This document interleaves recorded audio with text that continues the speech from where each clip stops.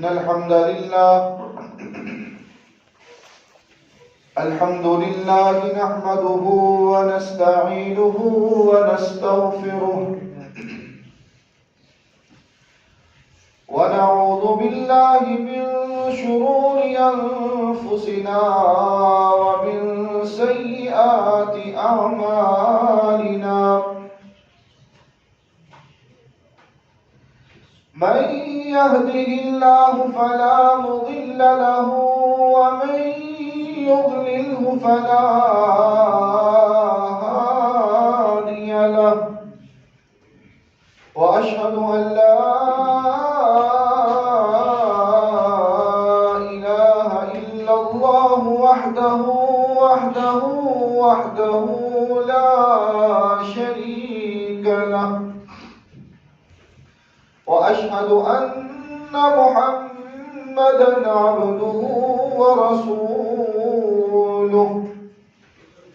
اللهم صل على محمد وعلى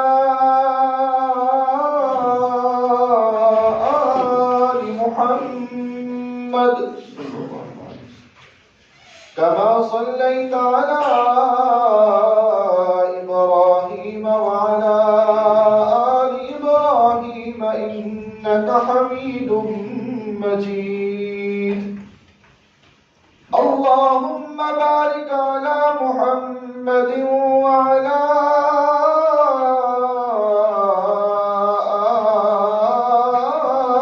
آل محمد كما باركت على إبراهيم وعلى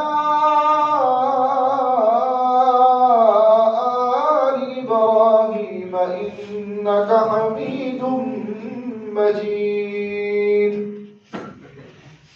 أما بعد فإن خير الحديث كتاب الله وخير الهدي هدي محمد صلى الله عليه وسلم وشر الأمور محدثاتها وكل محدثة بدعة وكل بدعة ضلالة وكل ضلالة في النار رب اشرح لي صدري ويسر لي أمري واحلل عقدة من لساني يفقه قولي رب زدني علما رب زدني علما رب زدنا علما أعوذ بالله من الشيطان الرجيم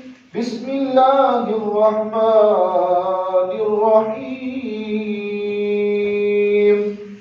يا أيها الذين آمنوا أطيعوا الله وأطيعوا الرسول ولا تبطلوا أعمالكم صدق الله مولانا العظيم وصدق رسوله النبي الكريم ونحن على ذلك من الشاهدين والشاكرين والحمد لله رب العالمين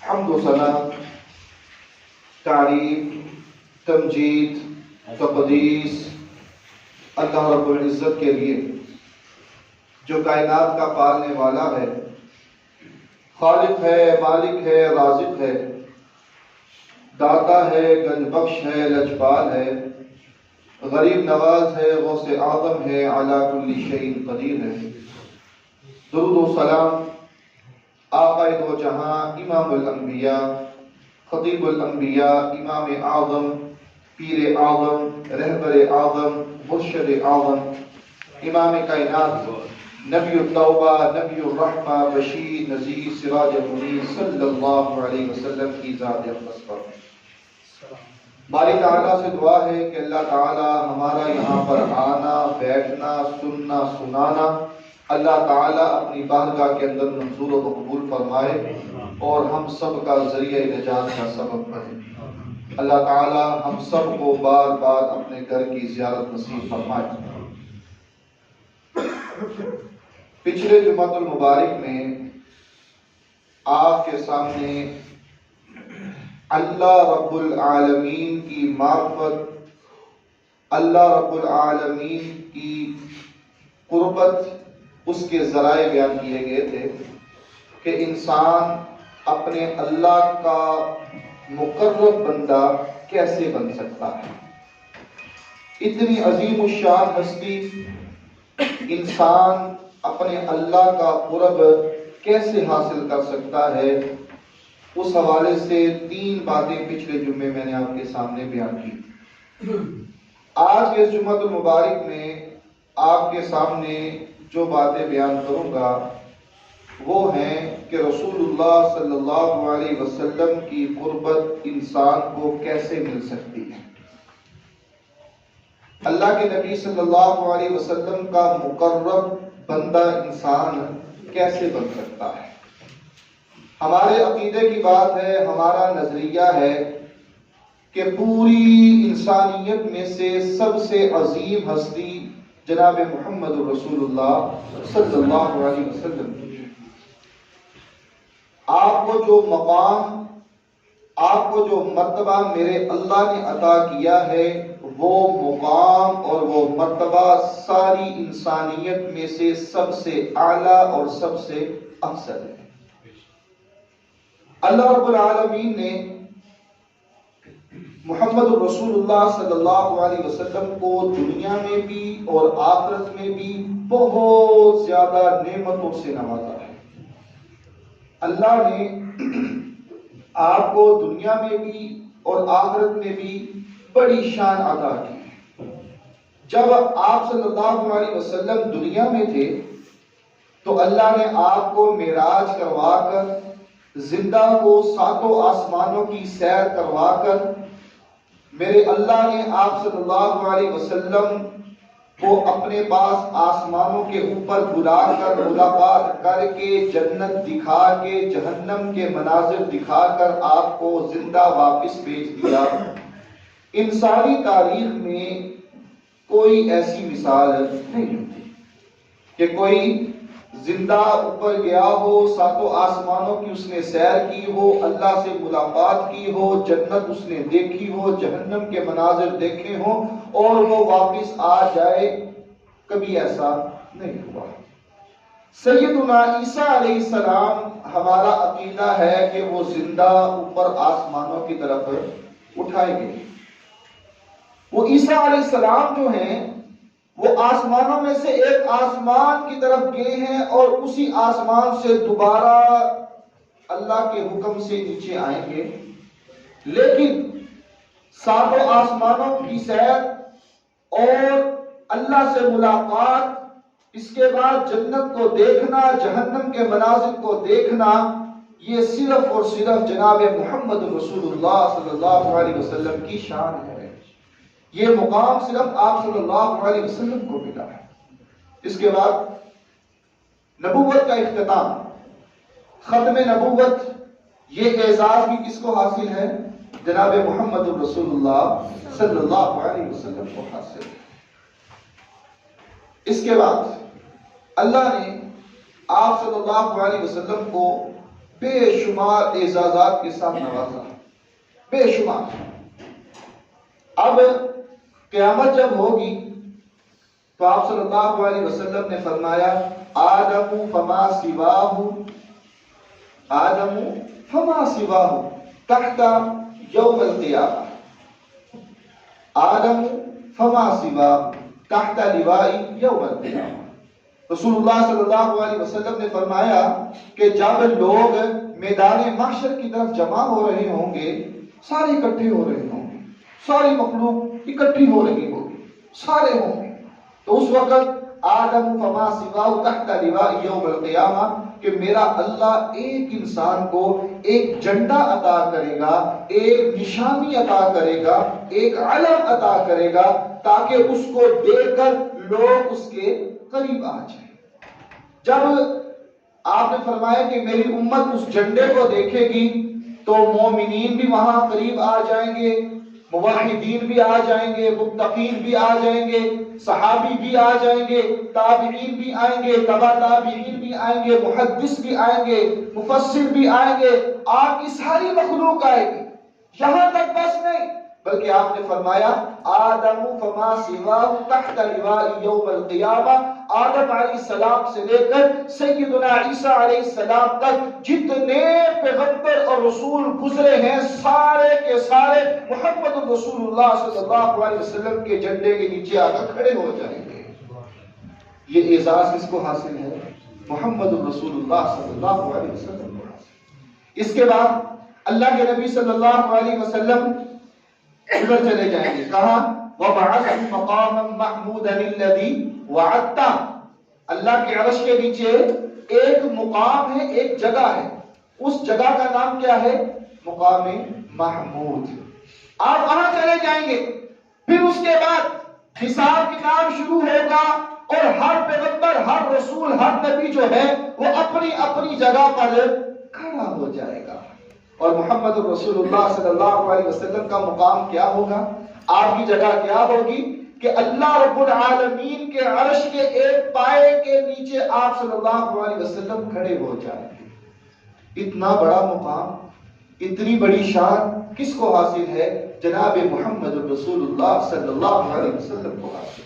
اب ہم حقیر سے بندے، ہم ادنا سے بندے، ہم معمولی بندے کیا رسول اللہ صلی اللہ علیہ وسلم کے پڑوسی بن سکتے ہیں؟ کیا ہم لوگ، ہم ادنا لوگ، معمولی لوگ، گناہگار لوگ کیا رسول اللہ صلی اللہ علیہ وسلم سے مصافحہ کر سکتے ہیں؟ کیا ہم لوگ اللہ کے نبی صلی اللہ علیہ وسلم کی قربت کو اختیار کر سکتے ہیں؟ کیا ہم لوگ رسول اللہ صلی اللہ علیہ وسلم کے پاس وہاں جا سکتے ہیں؟ کیا ہمیں رسول اللہ صلی اللہ علیہ وسلم کے پاس جگہ مل سکتی ہے؟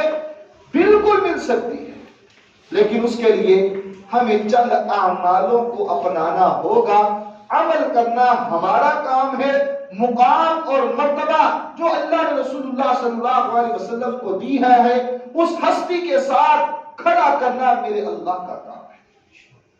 تو ان اعمال میں سے پہلا عمل، ویسے تو کروڑوں لوگ، اربوں لوگ اللہ کے نبی صلی اللہ علیہ وسلم کے پاس کھڑے ہوئے ہوں گے، لیکن سب سے زیادہ قریب اگر ہونا چاہتے ہو تو پھر ہمیں چند اعمالوں کو اپنانا ہوگا۔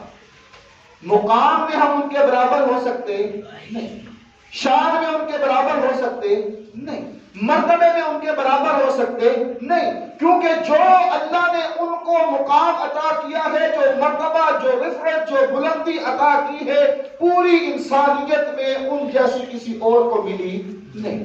لیکن یہ اعزاز کی بات ہے، یہ اعزاز کی بات ہے، یہ فخر کی بات ہے کہ میرا اللہ جو ہے وہ رسول اللہ صلی اللہ علیہ وسلم کی امت میں سے لوگوں کو آپ صلی اللہ علیہ وسلم کے قریب کرے گا، ان لوگوں کو جو لوگ یہ اعمال اپنائیں۔ ان میں سے پہلا کام، ہمیں دل میں ان کے لیے سچی محبت اپنے اندر پیدا کرنی ہے۔ اپنے دل میں رسول اللہ صلی اللہ علیہ وسلم کی سچی محبت اپنے اندر پیدا کرنی ہوگی، یہ پہلا کام۔ محبت کا دعویٰ تو سب کرتے ہیں، محبت کا نام سب لیتے ہیں اور ہر مسلمان لیتا ہے، بلکہ یہ الفاظ محبت کا جو ہے یہ بار بار بار بار دہرائے جاتے ہیں کہ ہمارے حبیب، ہمارے محبوب، ہمارے پیر، ہمارے آقا، ہمیں ان سے بڑا پیار ہے، غلامی رسول میں موت بھی قبول ہے، ہر موڑ پر ہم ان پر جان قربان کرنے کے لیے تیار ہیں، حرمت رسول پر جان بھی قربان ہے۔ یہ ساری باتیں ہم اکثر کہتے ہیں، لیکن محبت کا تقاضا کچھ اور ہے۔ محبت جو ہے وہ ہم سے کچھ اور تقاضا کر رہی ہے کہ محبت صرف زبان کے دعوے کا نام نہیں ہے، محبت صرف زبان سے اقرار کرنے کا نام نہیں ہے، بلکہ ساتھ ساتھ عمل کرنا بھی ضروری ہے۔ دعوے کے ساتھ ساتھ عمل کرنا بھی ضروری ہے۔ اگر ہم چاہتے ہیں کہ قیامت والے دن ہمارا اللہ ہمیں رسول اللہ صلی اللہ علیہ وسلم کا قرب عطا کر دے، ہمارا اللہ رسول اللہ صلی اللہ علیہ وسلم کا پڑوس عطا کر دے، تو ہمیں یہ کرنا ہوگا کہ ہمیں رسول اللہ صلی اللہ علیہ وسلم سے سچی محبت کرنا ہوگی، وہ عملاً بھی اور زبان کے ساتھ۔ معروف روایت ہے، معروف روایت، اللہ کے نبی صلی اللہ علیہ وسلم کے پاس ایک دیہاتی آیا، ان پڑھ آیا، زیادہ پڑھا لکھا نہیں تھا، آ کر کہنے لگا یا رسول اللہ صلی اللہ علیہ وسلم قیامت کب آئے گی؟ آپ نے فرمایا تم نے قیامت کی تیاری کی ہے، آخرت کی تیاری کر لی ہے، تم مجھ سے سوال کر رہے ہو کہ قیامت کب آئے گی؟ کہا یا رسول اللہ صلی اللہ علیہ وسلم تیاری تو کچھ نہیں ہے، لیکن ایک بات ضرور ہے کہ میرے انگ انگ میں، میرے جسم میں، میری روح میں، میرے دل و خون میں جو محبت ہے وہ ساری انسانیت سے بڑھ کر یا رسول اللہ صلی اللہ علیہ وسلم آپ کے ساتھ ہے، میں سب سے زیادہ محبت آپ کے ساتھ کرتا ہوں۔ اللہ کے نبی صلی اللہ علیہ وسلم نے فرمایا اے میرے صحابی، اگر تو واقعتاً مجھ سے اتنی محبت کرتا ہے تو قیامت والے دن میرا اللہ تجھے میرے ساتھ کھڑا کرے گا۔ تو یہ اعزاز اگر ہم پانا چاہتے ہیں تو پھر ہمیں رسول اللہ صلی اللہ علیہ وسلم سے سچی محبت کرنا ہوگی، اور محبت اس انداز کے ساتھ کہ زبان کے ساتھ اقرار بھی ہو اور عملاً بھی ہو۔ اور انسان دنیا میں جس کے ساتھ محبت زیادہ کرتا ہوگا قیامت والے دن بھی اس کے ساتھ کھڑا ہوگا۔ وہ انس رضی اللہ تعالی عنہ کی مشہور روایت ہے نا کہ اللہ کے نبی صلی اللہ علیہ وسلم مسجد میں بیٹھے ہوئے، آپ نے ان کو بات بتلائی، وہ انس رضی اللہ تعالی عنہ میرے نبی کی خدمت کرنے والا وہ صحابی کہتے ہیں کہ ہم سب سے زیادہ خوش اس مقام پر ہوئے جب اللہ نے ہمیں مسلمان کیا، اسلام کی دولت سے مالا مال کیا، مسلمان ہونے کی ہمارے اللہ نے توفیق عطا کی۔ ہم جب مسلمان ہوئے اس دن ہم بہت خوش تھے۔ اس کے بعد ہمیں اللہ نے بیویاں دی، مال دیا، بچے ہوئے، اللہ نے ہمیں مقام دیا، رسول اللہ صلی اللہ علیہ وسلم کا ساتھ دیا، ہم بہت خوش ہوئے۔ لیکن اسلام لانے کے وقت جو خوشی ہوئی وہ سب سے زیادہ تھی۔ اس کے بعد اس وقت خوشی ہوئی جب ہمیں رسول اللہ صلی اللہ علیہ وسلم نے یہ بات بتلائی۔ وہ بات کیا تھی کہ انس رضی اللہ تعالی عنہ قیامت والے دن میرا اللہ اس انسان کو اس کے ساتھ کھڑا کرے گا جو وہ دنیا میں جس انسان کے ساتھ محبت کیا کرتا۔ دنیا میں انسان جس کے ساتھ محبت کرے گا، جس کے ساتھ پیار کرے گا، قیامت والے دن بھی اللہ اس انسان کو اس کے ساتھ کھڑا کرے گا۔ انس کہنے لگے کہ عمل تو میرے پاس اتنے کوئی نہیں ہے، نیکیاں ٹھیک ہے لیکن اتنی کوئی نہیں ہے، لیکن میں یہ دعوے سے کہہ سکتا ہوں کہ میں رسول اللہ صلی اللہ علیہ وسلم سے سچی محبت کرنے والا تھا۔ میں یہ بات دعوے سے کہہ سکتا ہوں کہ ابو بکر و عمر، عثمان و علی کے ساتھ میں سچی محبت کرنے والا ہوں، تو یقیناً قیامت والے دن اللہ مجھے ان لوگوں کے ساتھ کھڑا کرے گا۔ تو زبان کا کچھ تقاضا ہے، محبت کا کچھ تقاضا ہے کہ زبان کے دعوے کے ساتھ ساتھ عمل کرنا بھی ضروری ہے۔ ہمارا چہرہ یہ کچھ اور بتلا رہا ہے، ہمارا اٹھنا، ہمارا بیٹھنا، ہمارا سونا، ہمارا جاگنا، ہمارا چلنا، ہمارا پھرنا، ہمارا بولنا، ہماری گفتار، ہماری تجارت، ہماری عبادت، ہمارے روزے، ہماری نماز، ہماری سخاوت، ہماری ریاست کچھ اور کہہ رہی ہے۔ ہم محبت کا نام تو لیتے ہیں لیکن عملاً جو ہے وہ ہم بالکل صفر ہیں۔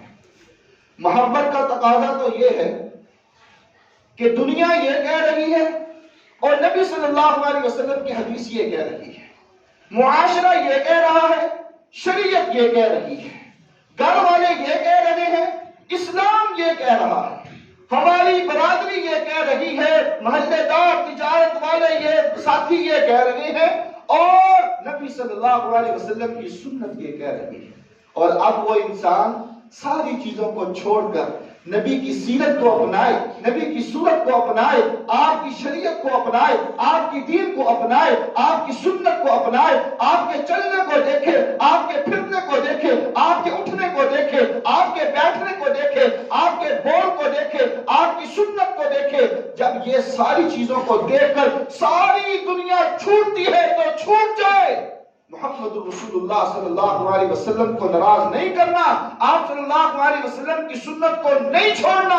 جب یہ بات ہمارے اندر پیدا ہو جائے گی تو یقین جانیے کہ ہمارا اللہ جو ہے وہ قیامت والے دن ہمیں محمد رسول اللہ صلی اللہ علیہ وسلم کا ساتھ نصیب فرما دے گا۔ اب میٹھی میٹھی محبت ہے ہمارے اندر میٹھی میٹھی محبت۔ وہ کیسے؟ معاشرہ بھی خوش ہے، گھر والے بھی خوش ہیں، دل بھی خوش ہے، چلو اب ہم شریعت پر عمل بھی کر لیتے ہیں۔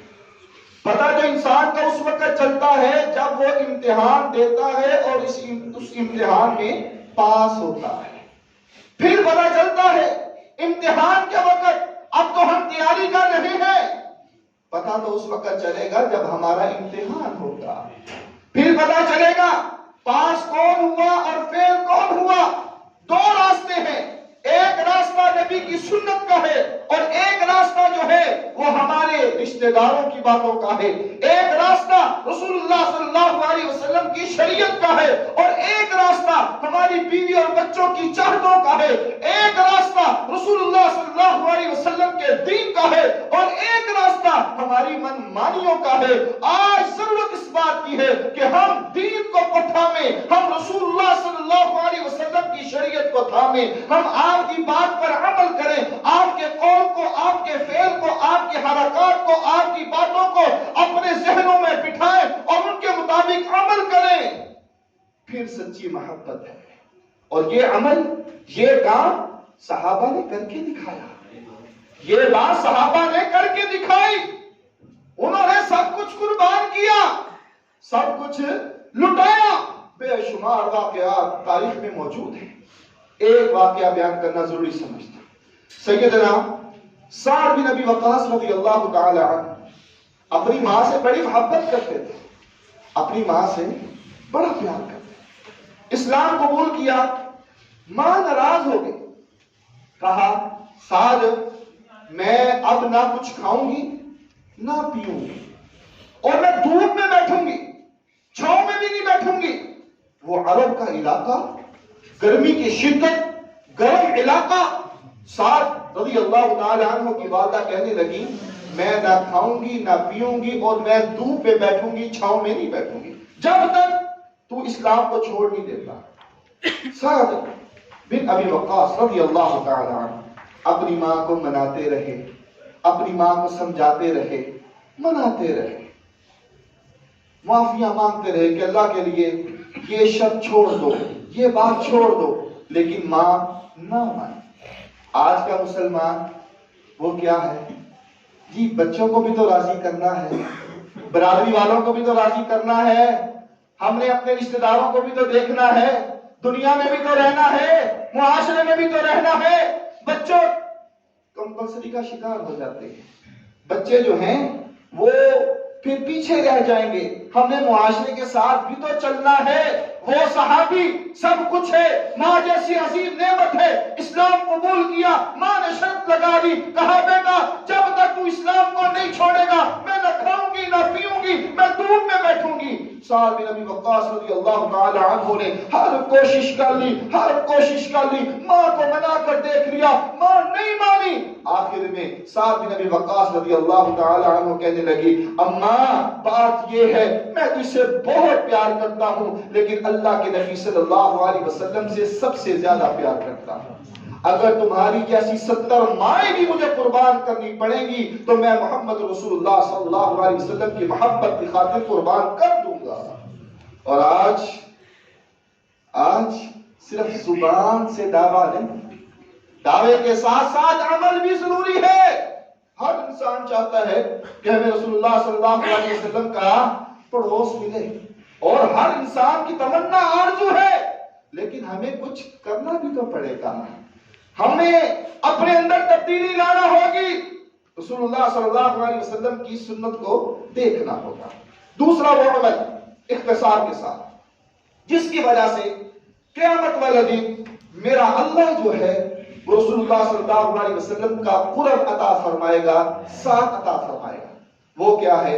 آپ صلی اللہ علیہ وسلم نے فرمایا کہ تم میں سے سب سے زیادہ قریب جگہ کے لحاظ سے، قیامت والے دن سب سے زیادہ قریب جگہ کے لحاظ سے وہ شخص ہوگا جو دنیا میں رہتا ہوا مجھ پر سب سے زیادہ درود پڑھتا ہوگا، جو دنیا میں رہتا ہوا سب سے زیادہ مجھ پر درود پڑھتا ہوگا، وہ شخص، وہ انسان سب سے زیادہ قیامت والے دن میرے قریب ہوگا۔ اس میں کوئی قید نہیں ہے، عربی ہو، عجمی ہو، کوئی انسان ہو، کسی قبیلے کا ہو، کوئی فرد ہو، کسی محلے کا ہو، کالا ہو، گورا ہو، عربی آتی ہو، نہ آتی ہو، اس میں کوئی قید نہیں، بس زندہ ہو، بعد میں فوت ہو جائے اور اس کی زبان نے سب سے زیادہ رسول اللہ صلی اللہ علیہ وسلم پر درود پڑھا ہو، تو میرا اللہ قیامت والے دن رسول اللہ صلی اللہ علیہ وسلم کے سب سے زیادہ اس شخص کو قریب کر دے گا۔ کوئی سوال کرے گا کہ یہ مقام اس شخص کو ملا ہے، نہ یہ پیغمبر ہے، نہ یہ رسول ہے، نہ یہ صحابی ہے، نہ یہ تابعی ہے، پھر یہ پروٹوکول اور یہ اعزاز اس کو کیوں ملا؟ تو جواب ملے گا کہ یہ دنیا میں اپنے رسول اللہ صلی اللہ علیہ وسلم پر سب سے زیادہ درود پڑھا کرتا تھا۔ درود پڑھنے سے ہمیں رسول اللہ صلی اللہ علیہ وسلم کا قیامت والے دن ساتھ مل سکتا ہے۔ اب درود کب پڑھنا ہے یہ ہمیں کون بتلائے گا؟ رسول اللہ صلی اللہ علیہ وسلم۔ درود کیسے پڑھنا ہے یہ کون بتلائے گا؟ رسول اللہ صلی اللہ علیہ وسلم۔ درود کس طرح پڑھنا ہے یہ ہمیں کون بتلائے گا؟ رسول اللہ صلی اللہ علیہ وسلم۔ درود پڑھنا یہ کامیابی صرف نہیں ہے، کامیابی اس میں ہے کہ درود وہ پڑھا جائے جو ہمیں رسول اللہ صلی اللہ علیہ وسلم نے بتایا ہے۔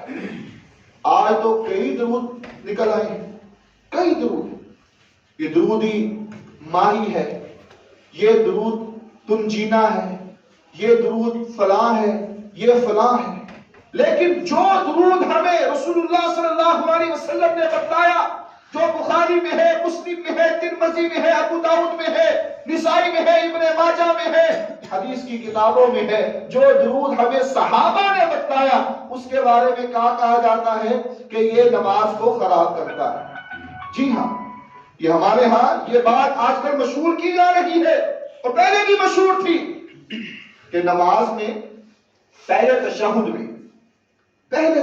میں التحیات پڑھنے کے بعد جو شخص اللہم صلی علی محمد وعلی آل محمد اتنے الفاظ کہہ لیتا ہے، اس کے اوپر سجدہ صاف کرنا ضروری ہے۔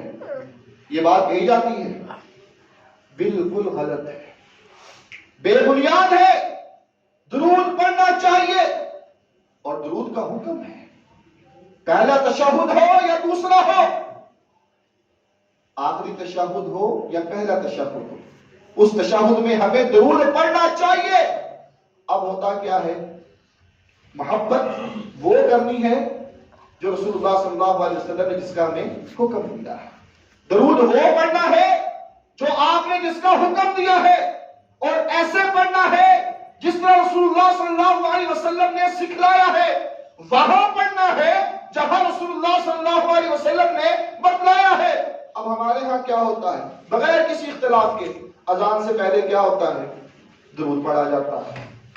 بظاہر دیکھنے میں تو اچھی بات ہے، لیکن آپ کا حکم کیا ہے، میرے نبی کا حکم کیا ہے؟ ثم صلوا علی، کہ جب اذان سن لو تو اذان سننے کے بعد تم کیا کرو، مجھ پر درود پڑھو۔ اب پہلے درود پڑھا جاتا ہے، بعد میں نہیں پڑھا جاتا۔ تو میرے بھائیوں، ہم یہ بتانا چاہتے ہیں کہ معاذ اللہ ہم دین سے بہت آگے چل پڑے ہیں۔ ہم یہ نعوذ باللہ کہنا چاہتے ہیں کہ رسول اللہ صلی اللہ علیہ وسلم کو اس مسئلے کا نہیں پتا تھا۔ ہم یہاں یہ کہنا چاہ رہے ہیں کہ ہمیں دین کا سب سے زیادہ پتہ چل گیا ہے۔ ہمیں یہ سمجھانا چاہ رہے ہیں لوگوں کو کہ ہمیں شریعت کا سب سے زیادہ پتہ چل گیا ہے۔ ایک بات بات یاد رکھیے کہ دین میں سب سے آگے نکلنا، دین میں رسول اللہ صلی اللہ علیہ وسلم سے آگے نکلنا یہ گمراہی ہے۔ دین میں رسول اللہ صلی اللہ علیہ وسلم سے آگے نکلنا یہ گمراہی ہے، اور دین میں پیچھے رہ جانا یہ بھی کمی اور نقصان ہے۔ ہمیں وہ کرنا ہوگا جو ہمارے نبی فرما گئے، ہمیں وہ اپنانا ہوگا جو ہمارے نبی کہہ گئے، ہمیں وہ درود پڑھنا ہوگا جو ہمارے نبی سکھلا گئے۔ اسی میں کامیابی ہے، اسی میں کامیابی ہے۔ درود وہ پڑھو جو درود ابراہیمی ہے، درود وہ پڑھو جو میرے نبی نے سکھلایا، جو ہم نماز میں پڑھتے ہیں اس کو پڑھو۔ اگر ہم شریعت کے دائرے میں رہیں گے تو پھر قیامت والے دن ہمارا اللہ رسول اللہ صلی اللہ علیہ وسلم کا ساتھ نصیب فرما دے گا۔ اللہ ہمیں ان میں شامل فرمائے۔ آمین۔ تیسرا وہ عمل، تیسری وہ بات جس کے ذریعے سے ہم رسول اللہ صلی اللہ علیہ وسلم کا قرب حاصل کر سکتے ہیں، وہ کیا ہے؟ آپ صلی اللہ علیہ وسلم کی حدیث، آپ صلی اللہ علیہ وسلم نے فرمایا انا وکافل الیتیم کہاتین فی الجنہ، کہ جس انسان نے یتیم کی پرورش کی، یتیم کی دیکھ بھال کی، یتیم کی کفالت کی، وہ قیامت والے دن اس طرح ہوگا۔ یہ انگلیوں کو صحابہ کی طرف دکھلا کر کہاتین فی الجنہ، جس طرح یہ دو انگلیاں ساتھ ساتھ جڑی ہیں، میرے نبی نے فرمایا کہ وہ انسان جنت میں بھی میرے ساتھ اس طرح ہوگا، جنت میں بھی اس طرح۔ آپ نے یہ انگلی اور اس کی مثال نہیں، آپ نے انگوٹھا اور اس کی انگلی کے ساتھ مثال نہیں، بلکہ آپ نے تشہد کی انگلی اور سب سے بڑی انگلی، ان دونوں کو ساتھ ملایا اور اپنے صحابہ کو بتلایا، اے میرے صحابہ، جس انسان نے یتیم کی کفالت کی، یتیم کی کفالت کی، یتیم کی پرورش کی، قیامت والے دن اس طرح ہوگا، کوئی بیچ میں گھر اور مکان نہیں ہوگا۔ جس طرح یہ دو انگلیاں آپس میں جڑی ہوئی ہیں، آج آپ نے اکثر دیکھا ہوگا کہ اس انگوٹھے کے ساتھ ساتھ بعض لوگوں کا، چند لوگوں کا ایک اور انگوٹھا بھی ہوتا ہے۔ بعض نے یہ دیکھا ہوگا کسی کی 5 سے 6 انگلیاں بھی ہوتی ہیں۔ لیکن قربان جائیے، میرے رسول اللہ صلی اللہ علیہ وسلم نے جو مثال دی، یہ تشہد کی انگلی اور بڑی انگلی، اس کے درمیان کوئی چیز آ سکتی نہیں۔ آپ صلی اللہ علیہ وسلم نے فرمایا جس طرح یہ دو انگلیاں قریب ہے، ان کے درمیان کوئی فاصلہ نہیں ہے، قیامت والے دن جو شخص، جو انسان یتیم کی کفالت کرنے والا ہوگا، یتیم کی پرورش کرنے والا ہوگا، قیامت والے دن تو میرے ساتھ ہوگا اور جنت میں بھی وہ میرے ساتھ اس طرح ہوگا۔ مسلم کی روایت ہے، مسلم کی روایت ہے، انا وکافل الیتیم لہو وغیرہ فی الجنہ۔ آپ نے فرمایا جو اپنے یتیم کی پرورش کرے اور دوسرے یتیموں کی پرورش کرے، وہ جنت میں میرے ساتھ اس طرح ہوگا۔ اپنے یتیم سے مراد کیا ہے؟ باپ سب کو پیارے ہوتے ہیں۔ باپ دنیا سے چلا دے نا تو پھر تایا پرورش کرتا ہے، چاچا پرورش کرتا ہے، یا ماں اپنی اولاد کی پرورش کرتی ہے۔ یہ قریبی، یہ اپنے یتیم ہیں۔ تایا، چاچا، ماموں، خالہ، قریبی جو ہے، یہ اگر اپنے قریبی یتیموں کی پرورش کرے، یا کوئی انسان محلے میں کوئی یتیم ہو جائے، معاشرے میں یتیم ہو جائے، آپ کو پتہ چل جائے اور اللہ کی رضا کے لیے اگر آپ اس کی پرورش کریں گے تو رسول اللہ صلی اللہ علیہ وسلم نے فرمایا کہ وہ انسان یتیم کی کفالت کرتا ہے، یتیم کی پرورش کرتا ہے، حتیٰ کہ وہ بالغ ہو جاتا ہے تو قیامت والے دن اللہ جنت میں اس کو میرا ساتھ نصیب فرما دیتا ہے۔ رسول اللہ صلی اللہ علیہ وسلم کا اگر ہم پڑوسی بننا چاہتے ہیں تو پھر ہمیں اس کام کو بھی اپنانا ہوگا۔ اور آج ہم لوگوں کو مرنا بھول گیا ہے، یتیموں کا مال کھانا، یتیموں کی جائیدادوں پر قبضہ کرنا، ہم اس کو گناہ نہیں سمجھتے۔ وہ قرآن نے کیا کہا تھا؟ ان الذین یأکلون اموال الیتامی ظلما انما یأکلون فی بطونہم نارا وسیصلون سعیرا، کہ جو یتیموں کا مال ظلم کے ساتھ کھاتے ہیں، یتیموں کا مال ظلم کے ساتھ ہڑپ کرتے ہیں، ناجائز طریقے سے ہڑپ کرتے ہیں، نمازیں بھی پڑھتے ہیں، روزے بھی رکھتے ہیں، نہیں، انما یأکلون فی بطونہم نارا، وہ اپنے پیٹ میں آگ بھر رہا ہے، وہ پیٹ میں آگ بھر رہا ہے۔ جہاں اللہ نے اعزازات کے ساتھ نوازنا ہے، اگر اس میں انسان سستی کرے، ان کے مالوں کو ہڑپ کرے، ان کی جائیدادوں پر قبضے کرے اور ان کو در در کی ٹھوکریں کھانے کے لیے مجبور کر دے، ان کو نکال دے، تو اللہ پھر ایسے انسان کی دنیا بھی برباد کر دیتے ہیں، آخرت بھی برباد کر دیتے ہیں۔ چوتھا وہ عمل جس کے ذریعے سے ہم رسول اللہ صلی اللہ علیہ وسلم کے قریب ہو سکتے ہیں، قریب بن سکتے ہیں، وہ کیا ہے؟ آپ نے فرمایا من عال جاریتین حتی تبلغا، جس انسان کی دو بیٹیاں، وہ ان کی اچھی طرح پرورش کرے، ان کو پالے حتیٰ کہ وہ جوان ہو جائیں، یہاں تک فریضہ پورا نہیں ہوتا۔ ہماری یہ سوچ ہے کہ بیٹیوں کا، بچیوں کا خیال رکھنا چاہیے، اور الحمدللہ اہل مسلمان خیال رکھتے بھی ہیں۔ خیال کیا ہے؟ اچھا لباس، بالکل اچھی بات ہے، اچھا کھانا، بالکل صحیح بات ہے، اچھا رہن سہن مہیا کرنا، بالکل صحیح بات ہے، اچھی تعلیم۔ جب تعلیم کی باری آتی ہے تو ہمارا خیال جو ہے وہ بدل جاتا ہے، اور تعلیم کے بعد ہم اپنے ہاتھوں سے اپنا بیڑا غرق کر لیتے ہیں۔ وہ اعزاز، وہ پروٹوکول، وہ منصب اور وہ مقام جو میرے اللہ نے ان لوگوں کے لیے رکھا ہے، کن لوگوں کے لیے؟ من عال جاریتین حتی تبلغا، وہ پروٹوکول ہم اس کو ٹھکرا دیتے ہیں۔ کیوں؟